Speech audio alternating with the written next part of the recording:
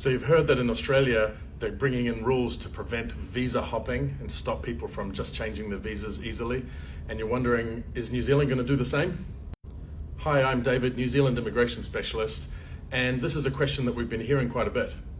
So first of all, what is visa hopping? Well, in Australia, it's well known that people have used either a visitor visa or a student visa to come into the country, and then once they're in the country, they'll then change to some other visa, like maybe they find a college or an education provider and they want to start to study.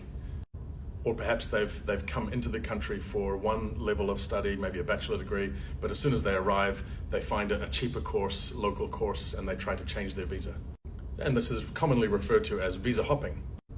Now, this same thing has and can happen in New Zealand. It's not as big a phenomena as it has been in Australia.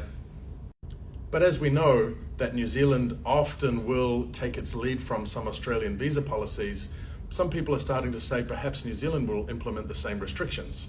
Now, I can tell you for sure that in New Zealand, still there's no restriction whatsoever. You can come in on one visa and then you can apply for another one.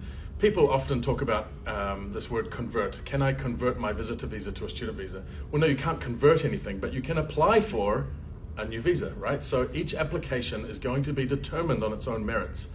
And this is the question that you really need to consider. If you have entered for the purpose of one visa, and you've told Immigration New Zealand, hey, I'm a tourist, I want to travel around, I want to look at the mountains, I want to go to Hobbiton, I want to do all these things, and then suddenly after 1 month in the country, you apply for a student visa, your intentions are going to be demonstrated as different.